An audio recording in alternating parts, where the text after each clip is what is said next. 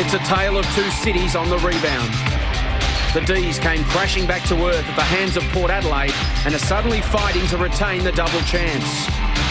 The Swans must find a way to cast their deep sorrow aside to protect their spot in the 8. The stakes are high and the emotions even higher as Melbourne host Sydney on Saturday Night Football.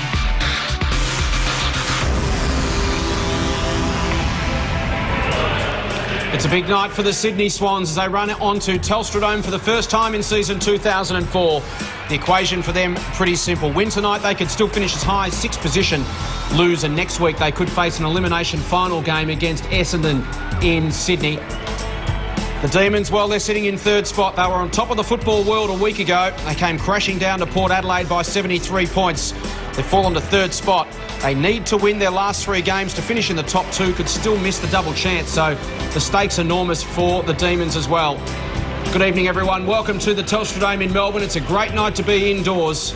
Jason Bennett alongside a man who represented both these clubs with great distinction, Gerard Healy. And Gerard, what a cracking game this one promises to be. Oh, Jason, it's a match I've been looking forward to for a couple of weeks because, as you said, so much at stake, and I guess after last week's results, even more at stake, given that both clubs lost in emphatic circumstances, different circumstances. I guess the Demons were overwhelmed right from the word go, whereas Sydney, what an amazing loss when they seemingly had the game wrapped up at 3/4 time. But so many matchups to look forward to, but having a look at this Melbourne side, it's been good all year. 3 or 4 times now they've come back from losses with emphatic victories. They don't tend to lose 2 in a row. They've won 4 of their last 5 games, won 10 of 12 here at the Telstra Dome, so they have a fantastic record at this venue, although this is only their 2nd game here this season.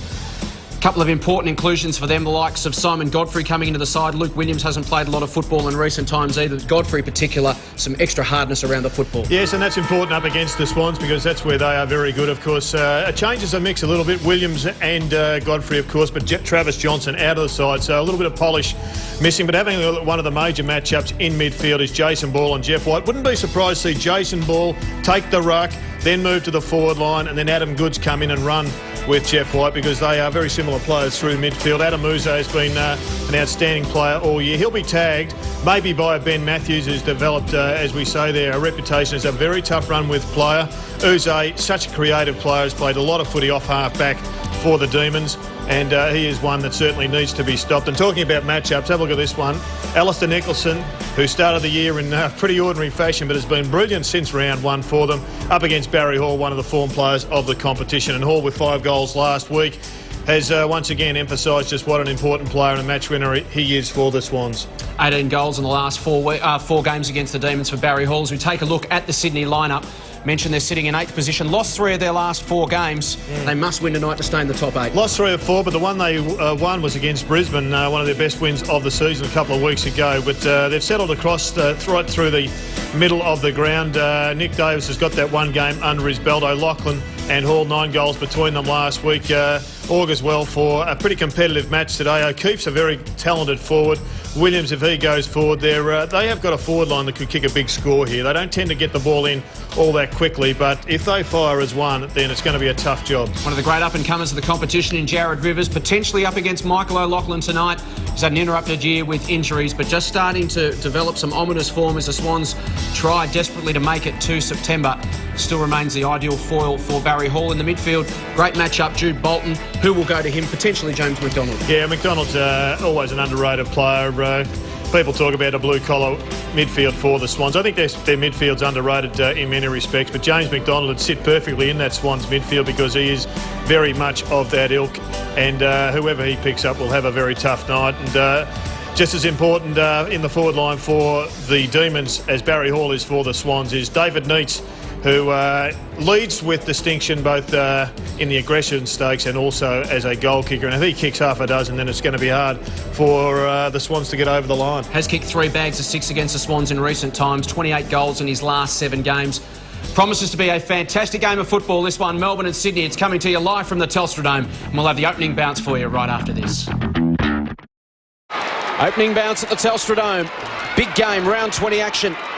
Thanks for joining us wherever you might be watching around the country. Jared Rivers, a handball to Brown. Melbourne will get first use towards half forward. Robertson couldn't get hands on the football, and Shawble will tidy up for the Swans. Kirk Good, strong tackling from Simon Godfrey. Peter, we mentioned his impact on the side physically. We saw it there. Yeah, no, it looks as though he's actually with him at the moment, so... Reid couldn't get clean hands. Crouch to Kirk.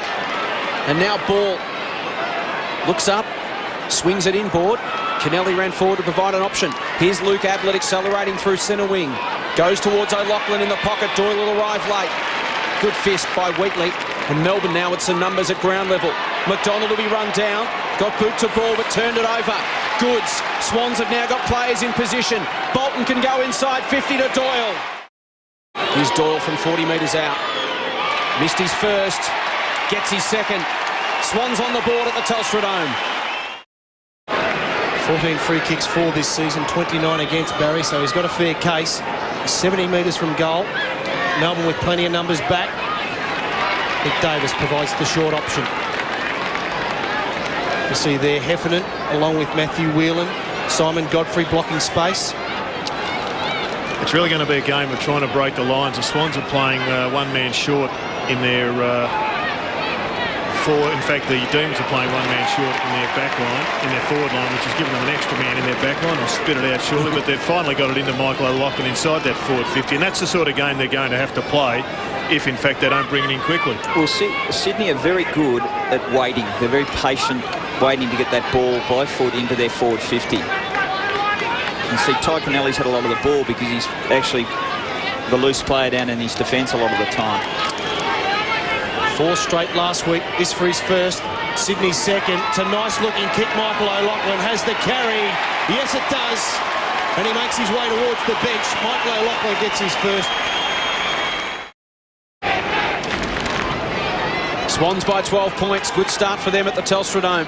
Doyle got the tap. Bolton got boot to ball. Relatively ineffective, only as far as Uze. Reid. Handball picked off by Goods. Ablett slides in, takes possession and gives it to Kirk.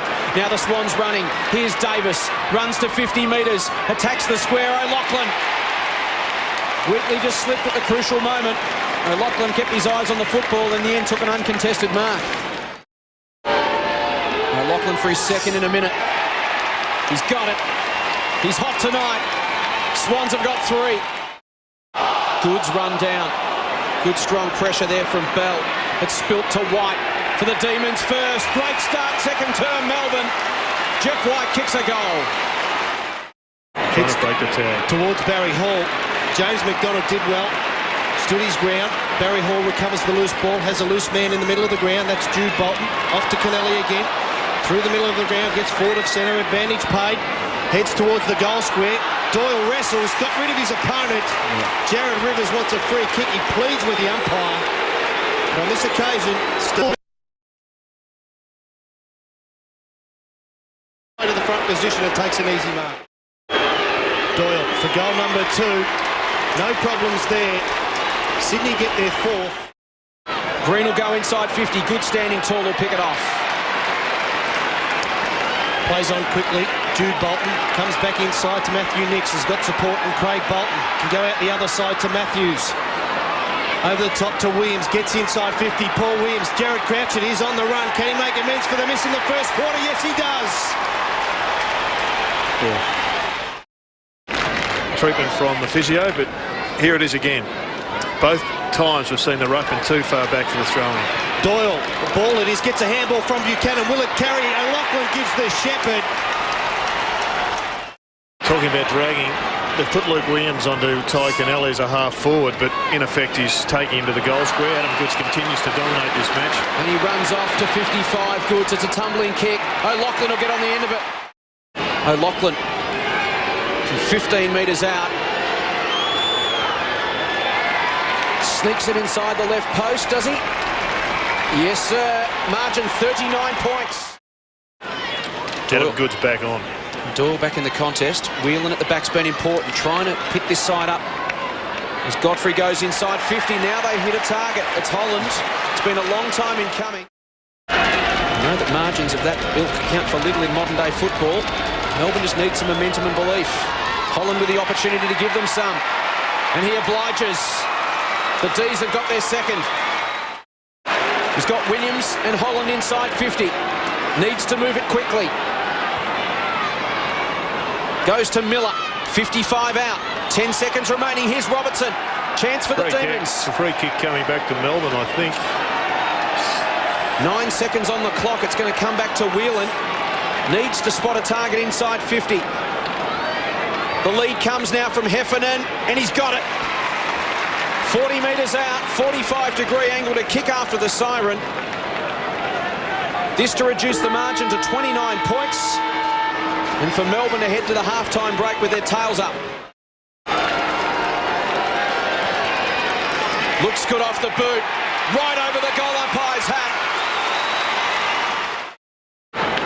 Miller offers an option. Heads in that direction. It was an ugly kick, and McDonald takes the mark. 65 out from goal. Bruce leads short. Neats is back one-on-one with Barry. White now drifts down as well, and Holland there too.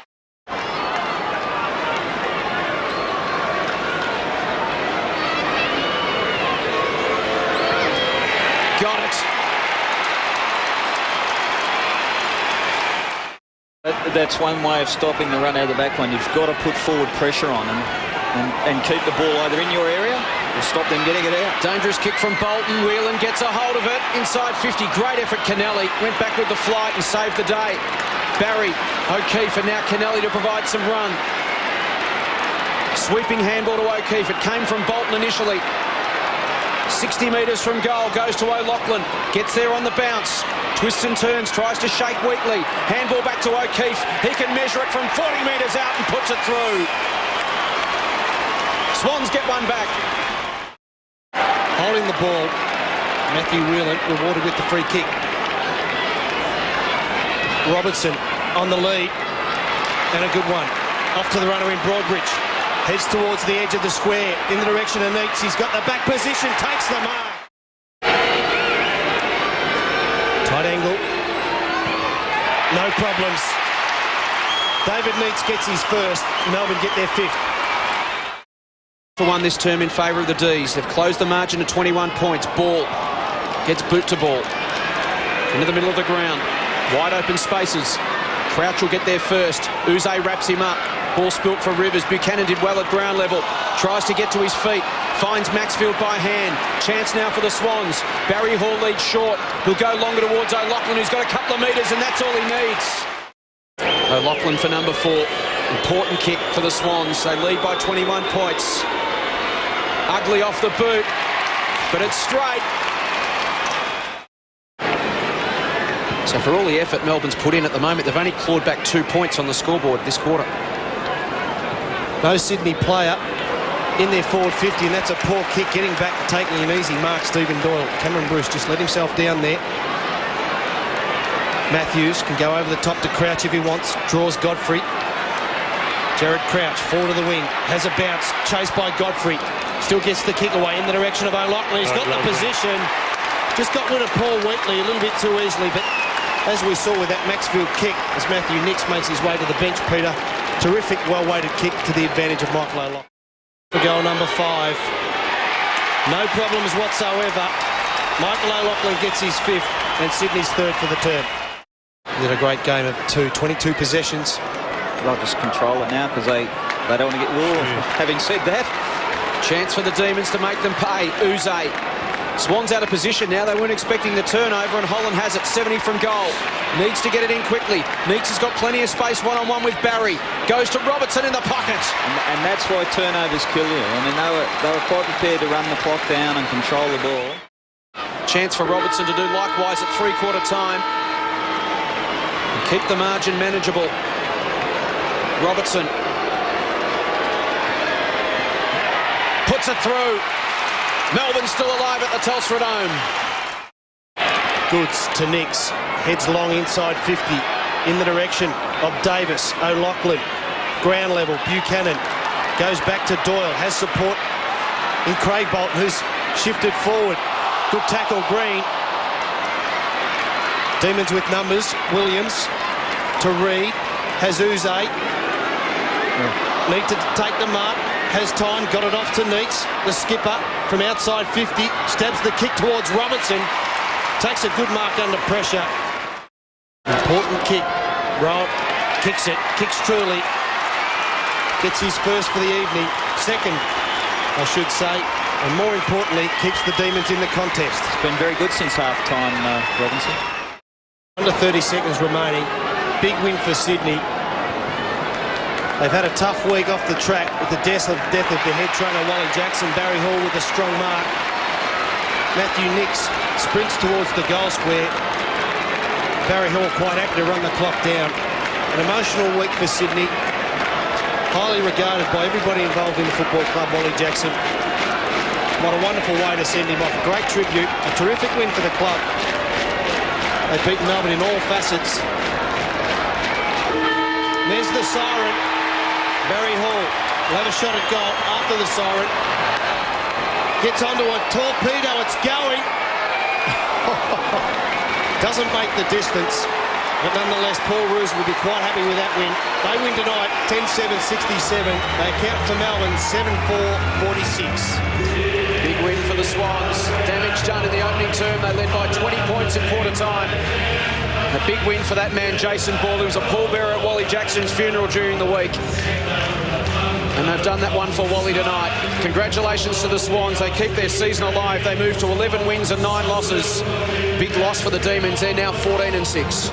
Well, it is a big loss for them, and you know, they want to get a top 4 spot, no doubt about that. But they're just, you know, you'd have to say after tonight's performance, they just look a bit jaded, a little bit tired. I mean, they'll come again, but tonight they were outplayed by a very good Sydney team. Ty Kennelly was outstanding, 28 possessions, led the game. Here he is with Tiff. Ty, that'd have to be one of the most emotional wins you guys have ever played. Yeah, I think just from the minute we started, it was like, okay, we got to do this together, 22, and nobody's going to pull anything out of the hat and do it themselves. We need everyone at 22 of us done it. It was great. So with everything that happened through the week, how did you know that you guys were going to have the eye on the ball and not just fall apart? Yeah, obviously with what happened, it could go either way. You don't know which way a player's going to respond, but I think we talked about it. You know, we talked about not having Wally around, you know, and that the best way to do it is play for each other and not try and kick 5 or 6 goals individual, and just get to do the team things, and that's what we done, you know. And hopefully he watched it and enjoyed it. I'm sure he was, and not only that though, you guys have kept your finals hopes alive. Yeah, exactly. More so, you know. Obviously our season's going now, and we got Essendon next week. Hopefully at home it's a big game. And Michael O'Loughlin, I mean, 5 goals, and he was injured, sore shoulder, sore knee. Pretty amazing effort. Yeah, it's fantastic. You know, Mick's obviously been through a lot. You know, he's pushing on. Obviously, he won't like me saying that, but you know, he's been through a lot with his injuries. But he's done well. Great game tonight. Go and enjoy the win. Well done, mate. Great win for the Sydney Swans. They moved to 11-9 in season 2004. And for those outside the football club, Wayne, that might be maybe a little surprised at the big fuss made over the passing of a great man like Wally Jackson, just tell us a little bit about Wally and what he means to those blokes out there at the moment. Well, I think with the emotion that you're seeing there on screen, it says a lot about the man, but he was all things to many people. He was a trainer, he was a confidant, he was the first person to pat you on the back if you'd played well. He was also the first person that would grab you for a quiet beer if you'd played a poor game. Look, he's one of these people that just endeared everybody within the organisation, and I think sometimes we tend to get carried away with how big a thing football is, but it's the people and it's the fabric of the people within inside a football club, not only the players, but the people that make the club such an important place, and certainly Wally Jackson was that. And Jason Ball, well, that's a culmination of what has been probably one of the most emotionally draining weeks in his football career and life. Jared, football clubs are an extended family. There's so many people behind the scenes that are faceless, that are nameless. We don't know who they are, but to the guys that are involved on the inner sanctum, they are just like, as I say, family. Yeah, I think every footballer has his own individual mentors in a club. Some people have that ability to galvanise a group, and obviously Wally was one of those people. And you could just see it, I think, in the way that the Swans approached it. They had a couple of flat spots, but they were just so much harder at the footy than Melbourne. And I think that's an issue that Neil Danaher will have to address through the week and to get his club to rebound. But the Swans had everyone working in the same direction, and they got the results in what was a very hard-fought victory, Peter, and one that I think if the Swans can get to September and reproduce that sort of footy is going to make them a very tough unit to crack. Oh, they will be. They're just very consistent side in all areas, and they've got a couple of classy players. I mean, O'Loughlin tonight, and you know, Barry Hall, I thought tried hard, didn't have a big influence on the scoreboard. Goods was, you know, he's a talented player. Obviously, he's won a Brownlow medal, but I thought they'd be encouraged by Doyle, you know, because he's come on, genuine sort of second ruckman to ball, who was good. their whole back line was outstanding. Just the run they got from their back half was terrific. And Kennelly is, you know, it's a credit to him. Matthews, you mentioned throughout the game, that he not only shuts players down, but he gets the ball himself. Well, the Sydney players have just embraced the two surviving sons, Chris and Peter Jackson. It's been a very, very difficult period. They recently buried their mother, Claire, and have had to do the same thing for their father, and that's a terrific sign of the appreciation that Wally Jackson and what he meant to this football club. We wish them well.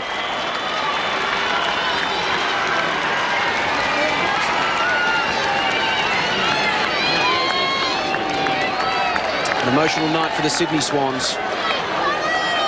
And a great night for the Jackson family and for the Sydney Swans family. And their season is still well and truly alive.